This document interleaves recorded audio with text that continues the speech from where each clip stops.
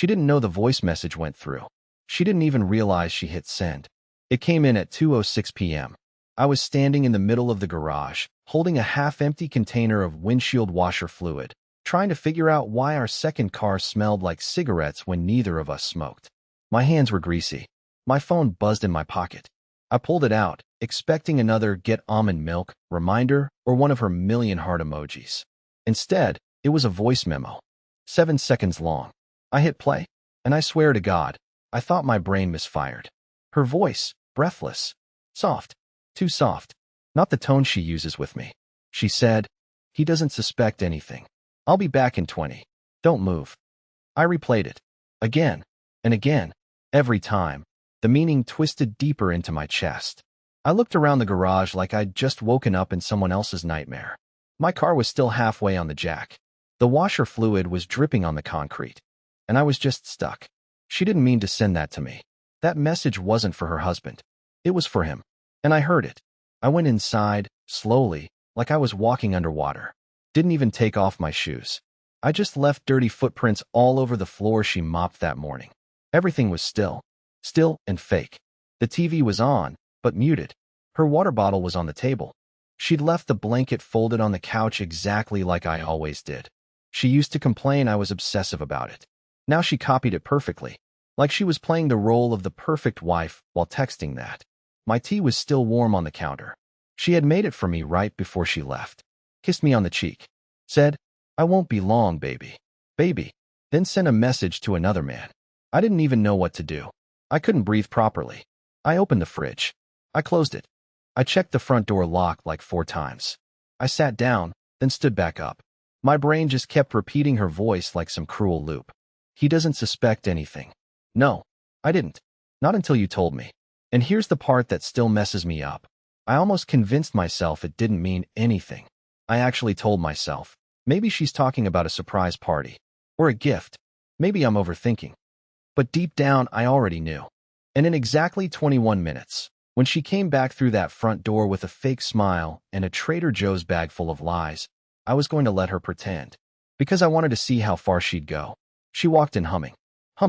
Like she hadn't just dropped a grenade in my chest 21 minutes earlier. Like I wasn't standing in the kitchen, pretending to stir soup I never intended to eat, while her voice memo played on loop inside my skull. She didn't even look nervous. She just smiled at me like everything was fine. Her cheeks were slightly flushed, maybe from the cold, maybe from something else. She set the grocery bag down and said, "They were out of your yogurt, but I got that granola you like." I just stared at her. My throat was dry, like I'd swallowed dust. She bent over the counter and pulled out oat milk like that was the most important thing happening in the universe. I watched her hands. Perfect manicure. Pale pink nails. The same hands I used to hold when I couldn't sleep. The same hands that had just touched someone else. And then she asked, "You okay? You look weird." Weird. That's what she said. Not worried. Not upset. Weird. I swallowed hard and forced out a nod. Just tired. My voice cracked at the end, but she didn't notice. Or she pretended not to. Either way, she didn't push. Instead, she walked past me, humming again, and I watched her go. I looked at the back of her head like it was unfamiliar. I noticed things I'd never seen before. How she touched her necklace absent-mindedly. How she swayed slightly as she walked, like her body still carried some rhythm from a different moment. Not our moment. Someone else's. I wanted to scream. To confront her. To throw the phone on the counter and say, "Explain this." But I didn't. Not yet. Something in me needed to see more. I needed proof that what I'd heard wasn't some fluke. I needed her to lie to my face. And she did. That evening, we sat on the couch watching reruns of a show she used to love. She curled up beside me. Her head rested on my shoulder. I wanted to shrug her off. I wanted to get up and walk out. But I let her stay there. I let her touch me with the same hands that had touched someone else just hours ago. I guess part of me wanted to see if she'd flinch. If she'd feel guilty. She didn't. Instead, she whispered, "I missed this. Just us." I almost laughed. Missed what? The silence she filled with lies? Later that night, while she was in the shower, I took her phone. I know how that sounds. But don't judge me. Not yet. I wasn't looking to invade her privacy. She sent me that voice memo by mistake. That wasn't privacy. That was confession. All I wanted was clarity. But she had nothing saved. No texts. No call history. No voice memos. Like it had all been scrubbed. She wasn't just cheating. She was careful, meticulous, strategic. And I realized, if she's gone this far, how much else have I missed? I put her phone back exactly as I found it. Screen brightness, battery level, even the angle it was sitting at on the charger. I didn't want her to know I knew. Because now I was going to let her dig her own grave. And I wasn't just going to sit back and cry. I was going to listen, watch, record, until I had everything. I don't know how she did it. How she managed to walk around the house like everything was fine while I was drowning just feet away from her. That night, while I pretended to sleep, I could hear her on the balcony, pacing. She wasn't talking, but I heard her laugh. A soft, guilty kind of laugh. The kind someone makes when they're remembering something they shouldn't. I didn't move. I just lay there, staring at the dark ceiling, sweating under the blanket, trying to make sense of the reality she had built, and how I'd been living in it blind. By the next morning, I'd made a decision. No more guessing. No more begging the universe for answers. I was going to get them myself. I started simple. I told her I was feeling better and was going to run errands. She barely looked up from her smoothie. She just said, "Don't forget to grab more almond butter." Almond butter. Like I wasn't inches away from crumbling. I kissed her on the forehead, and for the first time ever, she winced. Not visibly, but I felt it. Like my touch burned her. I left, drove to the edge of town, and parked near a gym I never went to. From there, I called Chase, my oldest friend, and someone I hadn't spoken to in months. We'd drifted ever since he moved to another city, but I remembered one thing. He used to do freelance IT work. Not the kind that fixes your printer, the kind that knows how to clone phones, trace locations, extract deleted messages. I hated myself for dialing his number, but I hated not knowing more. He picked up on the second ring. I didn't even say hello. I just whispered, "I think she's cheating on me. I need help." There was silence on the other end, then a deep sigh. And all he said was, "I'll text you a tool. You didn't get it from me." I installed the spyware that night. Discreet, hidden, synced to a dummy email I made from a public library Wi-Fi, just to be extra careful. And then I waited. It was the most painful 24 hours of my life. Watching her laugh at reality TV, toss laundry into the machine, moisturize her hands, do yoga in the living room. All while I sat there, phone in my pocket, knowing it was capturing everything hers was doing in real time. And then it happened. Day 2. Around 3:12 p.m. She was in the car again. This time, no Bluetooth error. No accidental voice memo. This time, it was intentional. A real call. The app recorded the audio. I listened to it in the backyard with my earbuds in, hands shaking so badly I dropped my coffee. "Are you still thinking about last night?" the man asked. His voice was smooth, confident, too familiar. I felt sick. "Of course I am," she said. "I still smell like you." I covered my mouth, almost dropped to my knees. She never talked to me like that. Not anymore. Her tone was silky, playful.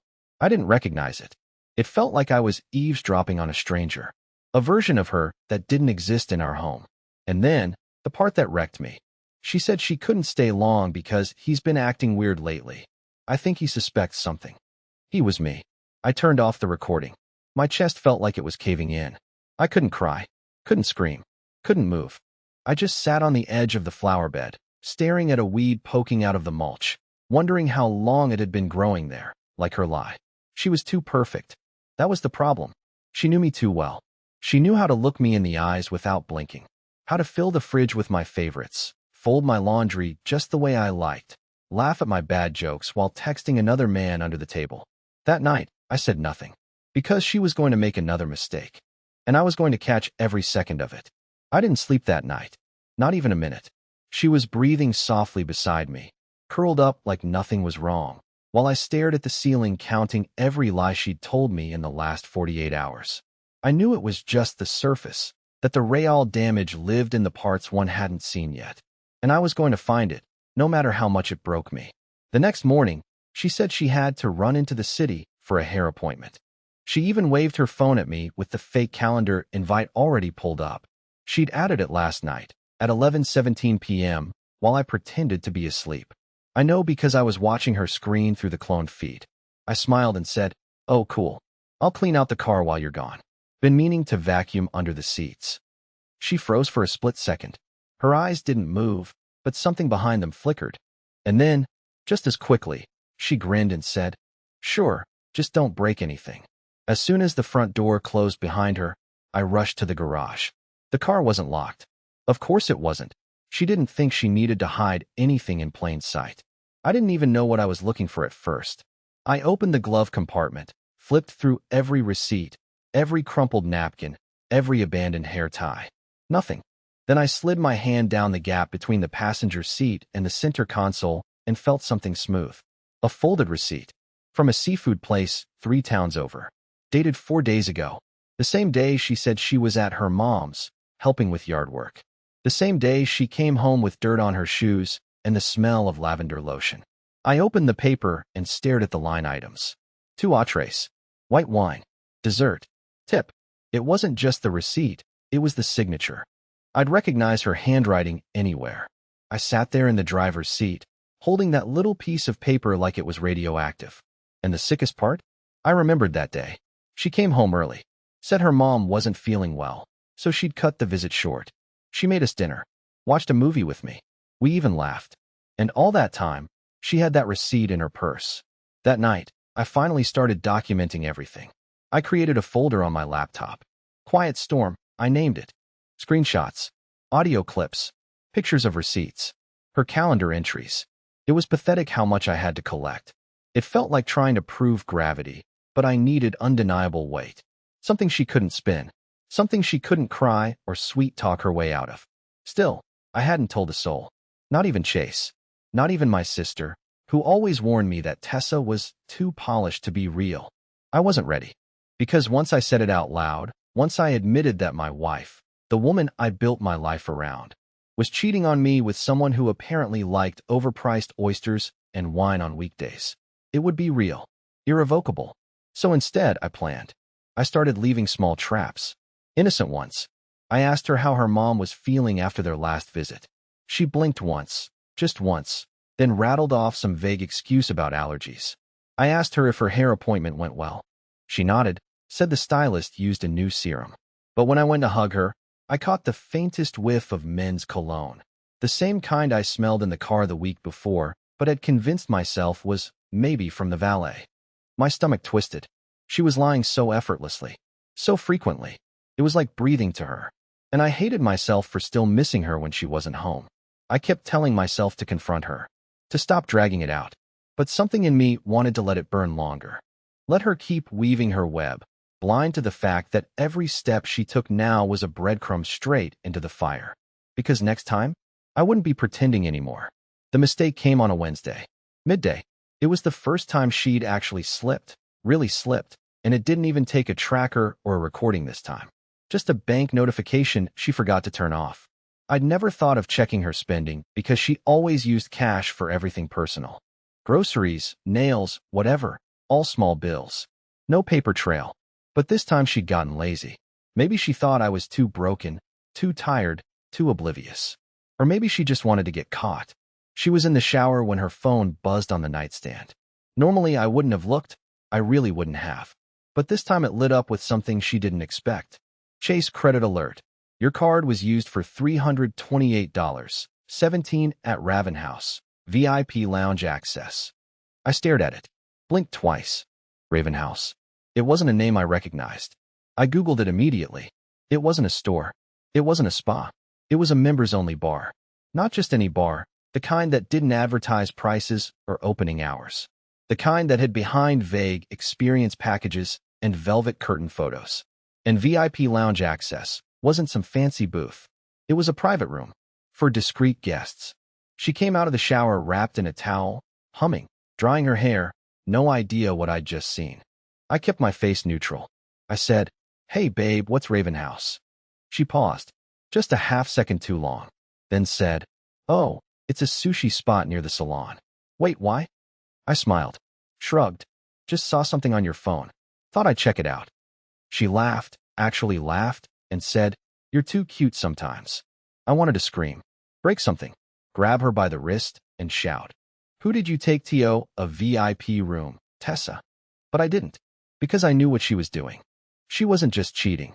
She was training me, testing how far she could go before I cracked, like slowly boiling a frog. So I played along. I asked if she'd bring me there sometime.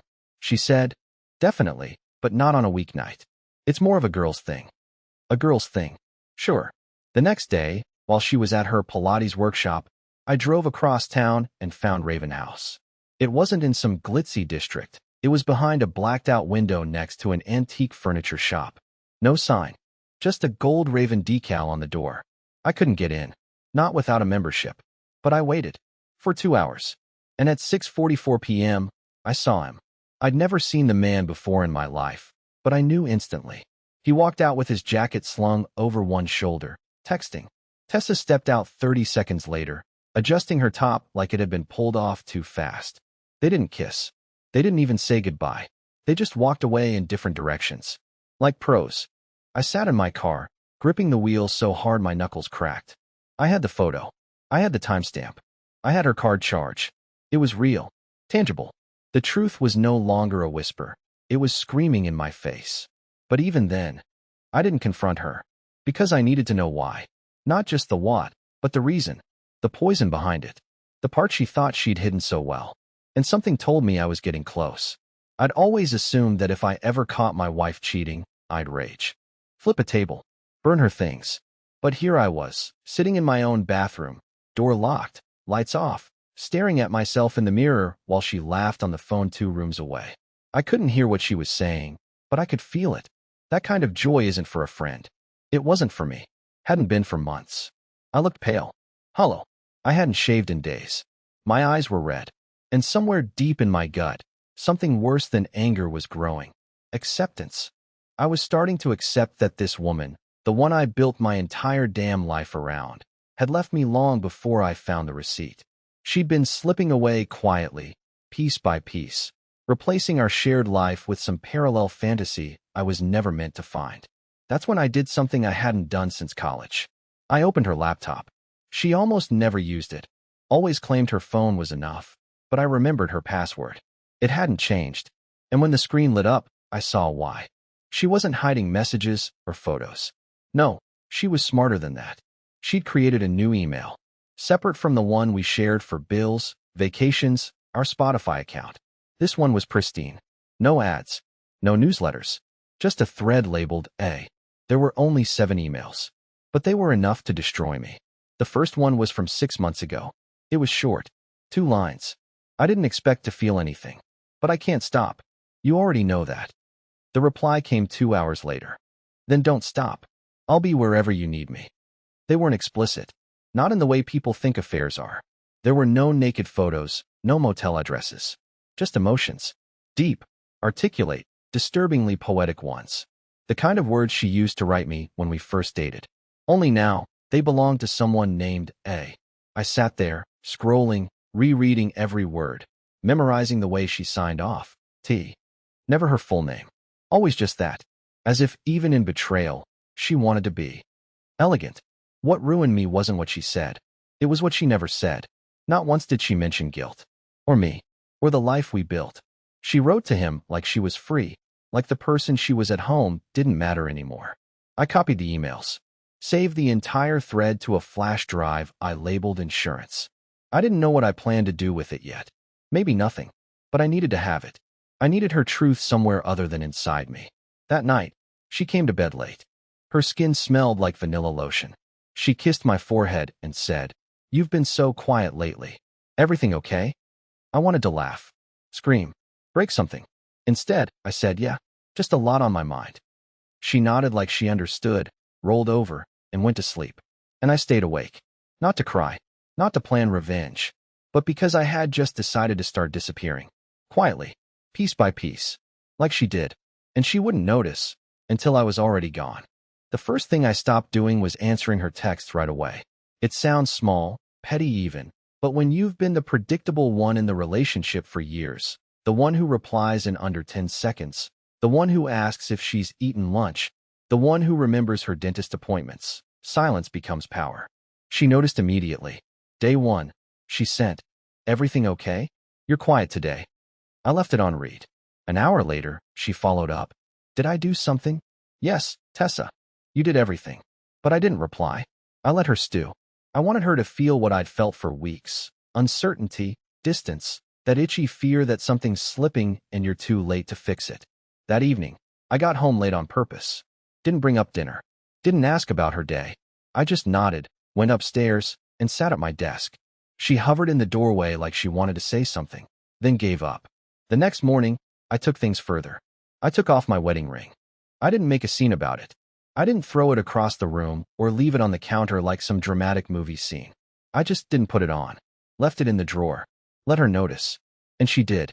Her eyes flicked down to my hand at breakfast, and then right back to her coffee. She didn't mention it, but she didn't finish her eggs either. By the end of that week, I had changed my phone passcode, updated my bank login, and moved a portion of my savings into a separate account she didn't know existed. I canceled our joint Amazon Prime, removed myself from the Hulu plan, logged out of our shared calendar. Slowly, piece by piece, I was cutting myself out of the life she thought she still controlled. But here's the part that flipped the script. She started panicking.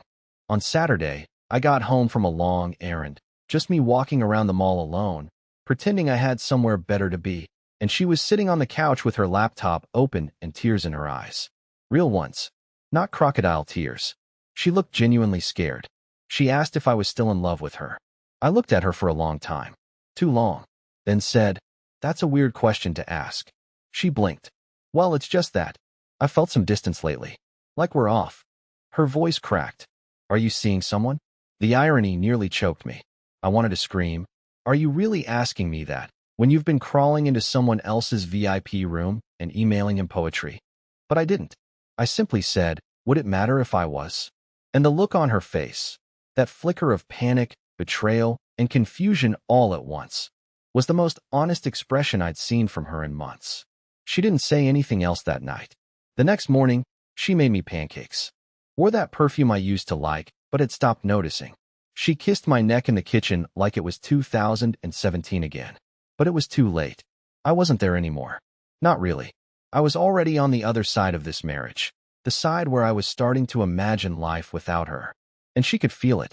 That's when the messages to me started changing. No more dry texts. Now it was, "Are you mad at me?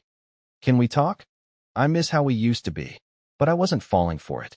Because I knew what she missed wasn't me. It was the version of me who didn't know better. The version who thought her silences were peace, not secrets. And soon, she was going to find out just how quiet I could be. I didn't give her the satisfaction of a fight. That would have made me look unhinged, like the broken husband who just couldn't hold it together. No, I wanted silence to speak for me. And it did. Loudly. The night before I left, she asked if I wanted to go to that new place downtown, the one with wood-fired pizza and the garden patio. I told her I was tired. She bit her lip and nodded, but I saw it in her eyes. She knew something was slipping, something she couldn't fake her way out of. At 3:17 the next morning, while she was asleep, I packed. Not everything, just what I needed. Some clothes, my documents, my laptop with the folder titled Quiet Storm still sitting on the desktop, unopened, but ready. I didn't take the ring. I didn't take the wedding photo from the hallway shelf. I didn't even take the coffee mug she gave me on our first anniversary. I left one thing. A letter. No screaming. No accusations. Just the truth, quiet and honest, the way she never gave it to me. It read, "You spent months building a world I wasn't allowed to enter. You gave your time, your heart, and your body to someone else while I folded laundry and made your tea. You were careful. You thought I'd never find out. But I did. And instead of confronting you, I watched. I waited. I wanted to see who you really were when you didn't think I was looking. Now I'm done watching. You don't get to choose when I leave. You don't get to explain, or cry, or promise change. I loved you. Fully. Deeply. And you fed that love lies until there was nothing left but dust. So I'm giving you space. The same space you filled with someone else. Goodbye, Tessa. Please don't try to find me." I placed the note on her pillow and walked out while the sun was still dragging itself over the rooftops. The air was cold and sharp. It felt clean. Honest. 3 months later, I was living in a smaller place. Quiet. Mine. No memory of her in the kitchen. No fake smiles. No tension thick enough to choke on. I'd started running again. Sleeping through the night. I reconnected with Chase. Repaired things with my sister. Got a dog. A rescue named Milo who barked at his own reflection and slept on my chest like a furnace. And somehow, slowly, I felt okay. I never responded to her messages. She sent a few. First confused, then apologetic, then desperate. I never blocked her. I didn't need to. She was shouting into a canyon now, and I had nothing left to echo back. The most healing moment came unexpectedly. A Sunday morning at a local farmer's market. I was walking past a flower stall when I saw her. Not Tessa, someone else.